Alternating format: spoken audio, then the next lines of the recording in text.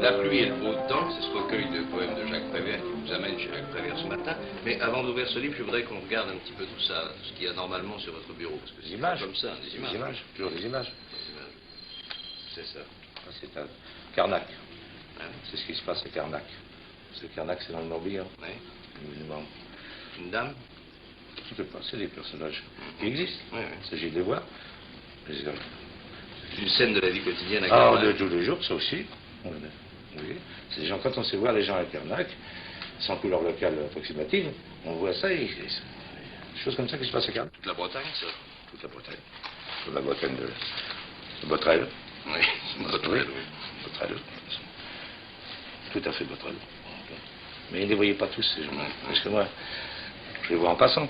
Ça aussi, c'est un rodéo à Carnac. C'est le pays des rodéos. Oui. C'est bien. Voilà. Ça, c'est autre chose. C'est en Amérique, ça. Une plante. Ça pousse bien? Oui. Ça c'est une galerie d'ancêtre. C'est pour ma fille plus tard. Ah oui? Oui, c'est une galerie d'ancêtre. Ça ne va pas sans arbre généalogique. Ça aussi. C'est plus ancien, même, ça. Ancien. C'est ma fille. Qu'est-ce qu'elle fait? Elle joue avec l'eau. Et ça, c'est ma fille, ma femme, mon frère, les gens que j'aime. Les gens que j'aime. Les peintres. De Picasso. Pourquoi il a ajouté une cigarette? Parce qu'il fume, il avait oublié. Il était très content. Il m'a dit, tout le monde fume en rouge, il a dit. Il avait raison. C'est Miro. Ça, c'est un autre voyage, ça. En Amérique du Sud. C'est des portraits de voyage. Ça, c'est aussi. Ça. Ça, c'est la pêche. Pêche sous-marine. Mieux. Intéressant, ça. Oh. Passionnant. C'est moi. Je suis du poisson. Oui. Une photo de Douaneau qui est bonne, là. C'est devant le magasin Mérode. Mérode, oui. Voilà. Magasin Mérode. Avenue d'Orléans. Oui, Un bien beau quartier. Parce que... Encore une photo de Douaneau, là, qui est assez jolie. C'est une tombe plus. Ah, c'est après votre histoire. C'est Maurice Larrier qui a fait ça pour me... Vous êtes tombé C'était un portrait édifiant parce que je suis tombé à la radio. Oui, sur la tête. étage, là. Oui, sur la tête, tout cendrisé. C'est un quartier qui s'est vengé. Je serais tombé à Belleville, je me serais fait moins de mal. Oui. Oui. Ou rue Férou, dans le 6e. Ça, C'est une histoire, hein. C'est un ouvrage édifiant, ça. C'est le livre d'or des familles Taguet, Bourza, Tessier, Bourza et autres familles, parentes et alliées. C'est l'auteur. On ne peut pas tout citer. Oui. Non. C'est les morceaux choisis, peut-être? Oui. Mettez les lunettes parce que c'est des pages très importantes. C'est lui qui parle, il raconte toute sa vie. Ma famille a gardé pendant plusieurs siècles un jeu de quilles en or, avec boules et plateaux en or estimés à environ 100 000 francs. Ce riche héritage ne pouvait provenir qu'une ancienne et riche famille. Ce jeu de quilles nous fut volé. Un jour, ma grand-mère mourut au presbytère d'Ambrouja à 6 heures du matin. Son fils prêtre, curé de cette paroisse, après avoir rendu pieusement les derniers devoirs à sa mère, se rendit à l'église pour célébrer la Sainte Messe. Pendant le saint sacrifice, un homme, dont on ne saurait trop flétrir l'hypocrisie et la malhonnêteté, vola le jeu de quilles et une somme de 25 000 francs. Plus tard, on découvrit que ce jeu de quilles avait été vendu à Clermont-Ferrand, la somme de 40 000 francs. Mon grand-père épousa en seconde noces mademoiselle Audin de Davignac, dont le père fut guillotiné en 1793 sur la place de Mémac, avec Pradeloup de Barzange, à cause de leur parfaite honorabilité. Enfin, Dieu avait réservé à son serviteur une troisième épouse. Cette compagne choisie du ciel pour de longues années devait être mademoiselle Négrerie, la fille unique et accomplie d'un riche seigneur de Barzange. Mademoiselle Négrerie, connaissant les solides qualités de mon aïeul et probablement l'existence du jeu de quilles en or, préféra le veuve Taguet à une foule de jeunes prétendants. C'est beau. On va peut-être dire que la musique édifiante qu'on vient d'entendre était improvisée. Et de Colas. Improvisée de Colas.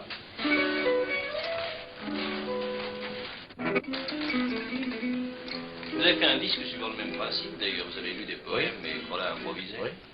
Vous improvisez, vous préférez improviser? Bah, je trouve que pour Jacques, c'est ce qu'il y a de mieux, puis il aime ça, Jacques. Il improvise d'ailleurs lui-même, quoi. Et vous improvisez après lui, en fait. Après lui, oui. Improvisation en différé. Puis j'ai connu tout petit. Oui. Oui, bien sûr. Ça continue. Oui. Pouvez nous lire un, deux, trois textes même? Vous voulez un court, et puis... Après, je voudrais que vous lisiez l'histoire du ramoneur, pas en entier. Mais c'est long, le ramoneur. Mais Je ne veux pas tout lire. Pas tout lire, non. Parce que c'est long. Oui. Parce que j'ai les bonnes excuses. Ok. C'est la musique peut-être pas. Le temps. Voilà. Le temps haletant. Émerveillé de tout, ne s'étonnant jamais de rien, une fillette chantait, suivant les saisons, suivant son chemin. Quand les oignons me feront rire, les carottes me feront pleurer, l'âne de l'alphabet a su m'apprendre à lire pour de vrai. Mais une manivelle a défait le printemps. Des morceaux de glace lui ont sauté à la figure. Et trop de larmes vous pleurez. Ils font la guerre à la nature. Moi qui tutoyais le soleil, je n'ose plus le regarder en face.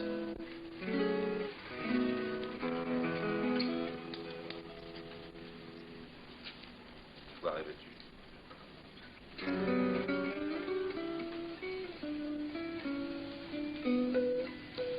À quoi rêvais-tu? Vêtu, puis revêtu. À quoi rêvais-tu? Dévêtu. Je laissais mon vison au vestiaire et nous partions dans le désert. Nous vivions d'amour et d'eau fraîche. Nous nous aimions dans la misère. Nous mangions notre linge sale en famine. Et sur la nappe de sable noir teintait la vaisselle du soleil. Nous nous aimions dans la misère. Nous vivions d'amour et d'eau fraîche. J'étais ta nue propriété.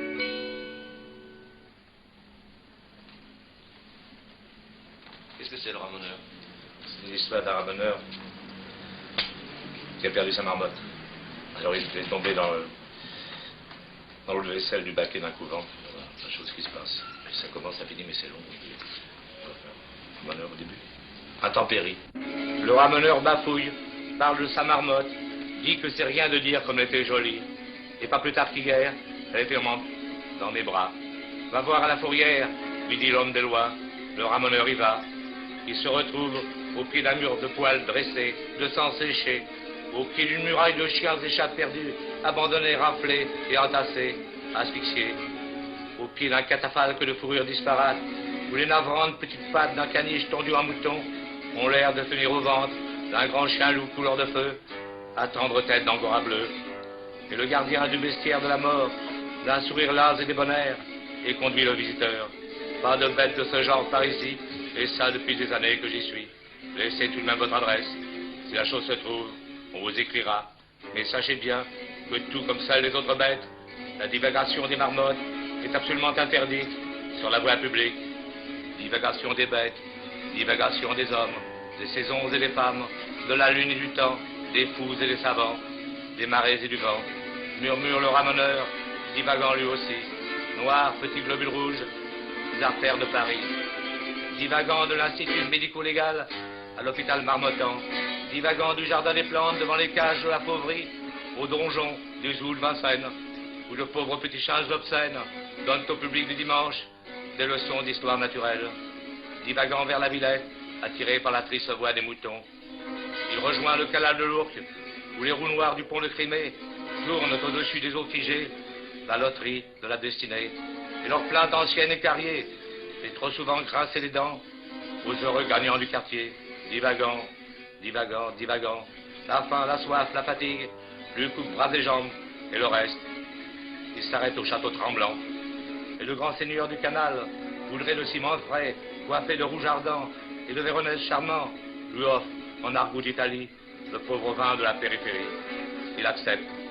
Et les trains qui passent sur leur tête, jetant leurs fils de charbon blanc, font valser sur le vieux comptoir la bouteille des mille et une nuits.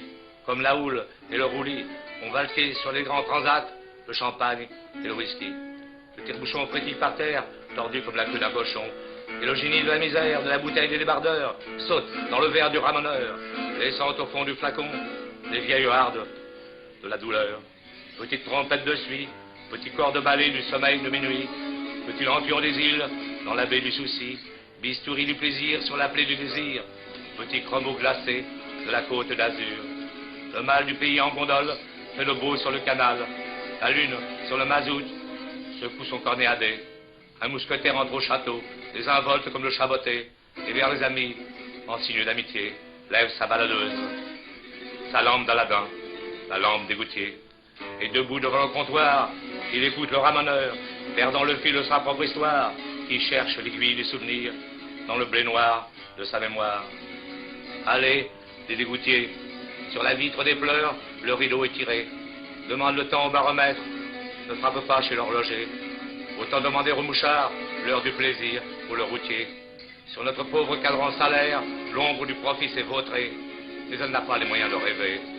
Le vrai bien-être n'a rien à voir avec le somptueux mal à voir. Le tout Paris, chaque soir, tire la chaîne sur le tout à l'égout. Chaque nuit, la chanson de chacun est jetée aux ordures de la chanson de tous. La baguette du chiffonnier dirige l'opéra du matin. Les gens du monde font encadrer les bas-reliefs de leur festin.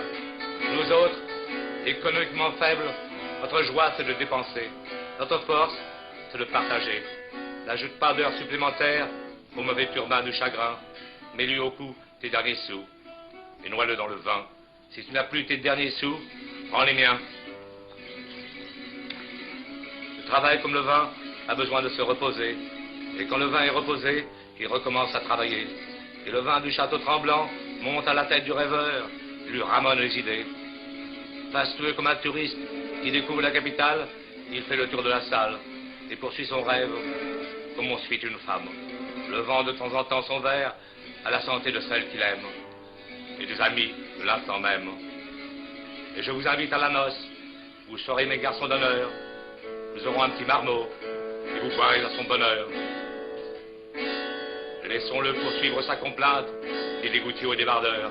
Laissons-le dévider son cocon sur la petite échelle de soie qu'il déroule dans sa chanson. Il s'évade de sa prison. Sa marotte du cou, c'est le sceptre du roi. Et sa marotte à lui, c'est celle de l'amour, le seul roi de la vie. Ma petite reine de cœur, ma petite sœur de lit. Le ramoneur parle de sa belle, chacun l'écoute, tous sourient, aucun ne rit de lui.